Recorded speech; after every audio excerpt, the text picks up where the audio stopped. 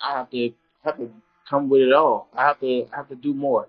Obviously, just to secure the win is doing just enough to get a draw. So I have to push harder. I have to train harder. I have to be more mean. I have to be more physical. I have to do a lot. I have to do everything a little more. And I think that will Is it definitely. gonna be a rematch, or y'all still working on it, or what's the plan? It's gonna be a rematch. But it's Nine not times it's out not of ten, started sealed and like delivered yeah, yet. it's on the way. Okay. I'm gonna tell you right Davis now. and Lamont Roach are set for a highly anticipated rematch, which promises to be even more intense than their first encounter. The controversy surrounding their initial fight has only fueled their rivalry, with both fighters determined to leave no doubts this time. Scheduled for June 21st in Las Vegas, the bout is expected to be a battle from start to finish. Tank has already made his intentions clear, telling Roach he won't make it to the final rounds. However, Roach remains confident, vowing to secure the victory. But yeah, and after I beat him the second time, I probably would ask the WBA to let me go up to 140 and and fight Raya. Roach has been vocal about his frustrations, particularly with referee Willis, whom he believes made multiple mistakes that influenced the fight's outcome. In his view, Willis gave Davis extra time to recover after taking a knee and ignored what Roach claims were illegal actions in the corner. The challenger firmly believes he was unfairly Getting denied that victory. rematch. I think that's really big, man. If we do get that rematch on June the 21st, I believe that'll be big news, big news, big news, big news. I believe that'll be big, man. So, if we can get that fight, man, that would Roach be. has been vocal about his frustrations, particularly with referee Willis, whom he believes made multiple mistakes that influenced the fight's outcome. In his view, Willis gave Davis extra time to recover after taking a knee and ignored what Roach claims were illegal actions in the corner. The challenger firmly believes he was unfairly denied Like victory. sweat gonna get in your eye, blood gonna get in your eye. Yeah, don't matter. Spit fuck around and Right. get in your eye. You know what I'm saying? But it's not like you can be like, all right, time out, ref. Right. Hold on, ref. Can't do that. Right. Would you be cool with Steve Willis doing the next fight? Hell no. He can't do the next one. No, he can't do the next fight. Roach and his team went as far as filing a petition with the NYSAC, hoping to get the decision overturned, but their request was swiftly denied. With no other recourse, Roach shifted his focus to securing an immediate rematch, and now that fight is nearly finalized. "I'm gonna tell you right now, I'm signed and sealed," Roach confirmed, making it clear that all that remains is for Davis to do the same. Right now. Tank is in our mind. Tank is in our mind more than On the other side, Davis has remained relatively quiet. Unlike Roach, he hasn't gone on media rants or pointed fingers. Instead, he has gone straight into training, shutting out distractions and preparing with a new level of intensity. Whispers from his camp suggest that Davis has taken the criticism to heart and is using it as motivation. "He knows what people are saying," said Calvin Ford when asked about Tank. "That's why he's not playing around this time. No distractions, no outside noise. He's coming to make a statement." Davis himself recently broke his silence, making it clear that he has no intention of letting the fight go the distance. "I ain't letting this one go to the judges," Davis said. "This time, I'm closing the show." I definitely could have. That was on me too. That was on me for sure. Cause I ain't pick it up when I supposed to pick it up, and I could have definitely did more. Definitely did more. He caught me with a good shot, but it was times. It was times that I sat in there, whatever. I'm like, damn, this guy like super slow. Well, not super slow, but he's slow. And I could The have. WBA has mandated a rematch between Gervonta Davis and Lamont Roach, requiring Davis to accept the fight or risk being stripped of his title. Cite a turn 0 search 2. However, Davis has indicated that while he is open to a rematch, it will not be his immediate next fight. Cite a turn 0 search. Davis maintains that Roach was fortunate the first bout reached the final bell and intends to finish decisively in their next encounter. Conversely, Roach believes he has identified vulnerabilities in Davis's strategy, having exploited them early in their previous fight and forced the champion to adapt. He got decent power. He got decent power. He got decent power for sure. I ain't gonna say it's exaggerated. I told you I got a chin. I ain't like I ain't going like that. It's just not gonna happen. But like I said, I see why he knocked people out, and I just think I think he felt my power too. Like I think that's what negated a lot of his shots. And once I took his best shot, I was like, oh yeah, his Roach's movement, counterpunching, and disciplined approach made their previous fight highly competitive. He believes these efforts warranted an outright win. However, Davis's power remained a significant factor, and Roach acknowledges the challenge of avoiding it over 12 rounds. Negotiations for the rematch have progressed swiftly, with both camps eager for a second bout.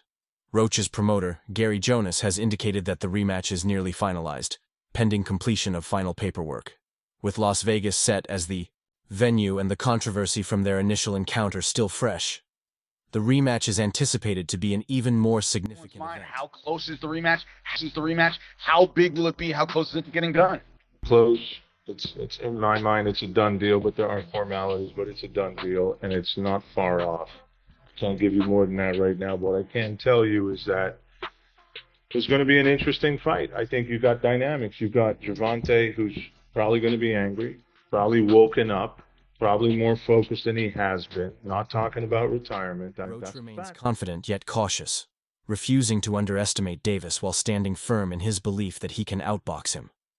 In Roach's eyes, the biggest challenge isn't Davis himself, but the officiating, prompting him to push for a neutral referee in a fair fight, convinced that, under those conditions, he will prove himself the superior fighter. Davis, however, sees it differently.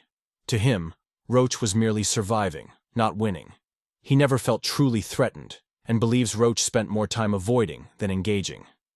This time, Davis is taking a far more aggressive approach, openly, aiming for a knockout, and he's making sure everyone knows He it. was coming up a weight. Right. And coming up a weight, and you're fighting immediately the head of the class. And what you and Cannon have taught me about weight classes they are important. They are in place for a reason. So don't just sit here and just act like he was just like that. Now, he came out there and fought an amazing fight. He had an amazing game plan, and I immediately really want This ain't going 12, Davis declared. I'm ending this early. Watch me. But amidst the heated buildup, Terrence Crawford has stepped in to add even more fuel to the fire. Rather than trading punches in the ring, Crawford has been throwing verbal jabs at Tank Davis through the media, repeatedly claiming that Roach was robbed and that Davis should have lost. This time, however, he took aim at something he knew would sting even more, calling for Davis to fight Shakur Stevenson on the undercard of his highly anticipated September 13th showdown against Canelo Alvarez. Just like that, Crawford is making headlines again. But is this really about boxing? Or is he simply taking another shot at was so cocky to be on a camp undercard. That would be dope.